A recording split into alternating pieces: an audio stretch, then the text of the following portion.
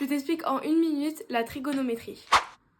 Alors déjà, pour faire la trigonométrie, on a besoin d'un triangle rectangle. Donc là, mon triangle, je l'ai appelé A, B, C. Il faut connaître les 3 côtés du triangle rectangle. Donc là, je vais faire par rapport à l'angle B, qui est juste ici. Donc ça, c'est l'adjacent. C'est le côté à côté de l'angle. N'importe quel endroit où se trouve l'angle, ce côté sera toujours l'hypoténuse, c'est le côté en face de l'angle droit. Et le côté qui se trouve de l'autre côté de l'angle, c'est le côté opposé. Donc pour la trigonométrie, nous avons 3 formules qu'il faut connaître par cœur. Cosinus, sinus et tangente. Donc la formule de cosinus, ça va être adjacent sur hypoténuse. Pour la formule sinus, ça va être opposé sur hypoténuse. Pour le dernier, ça va être tangente. Donc tangente, c'est adjacent sur opposé.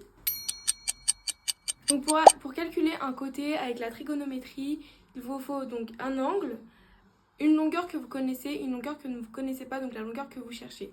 Imaginons, là on connaît hypoténuse, on connaît l'angle donc ABC qui est sur 36 degrés et nous cherchons le côté adjacent. Donc déjà, il faut savoir de quelle formule on parle. Donc là, hypoténuse adjacent, ça va être cosinus. Donc on va venir écrire cosinus. Donc, entre parenthèses, on va mettre l'angle qui est ABC, qui est égal à adjacent. Donc, adjacent, c'est AB, sur hypoténuse, qui est CB. Maintenant, on l'écrit avec les valeurs. Donc, cosinus 36 degrés est égal à... Donc, on met AB puisqu'on ne connaît pas la valeur. Sur CB, qui est égal à 6. Donc là, pour le calcul, on va venir faire... Il faut se dire que ça, c'est sur 1 et qu'on fait un produit en croix.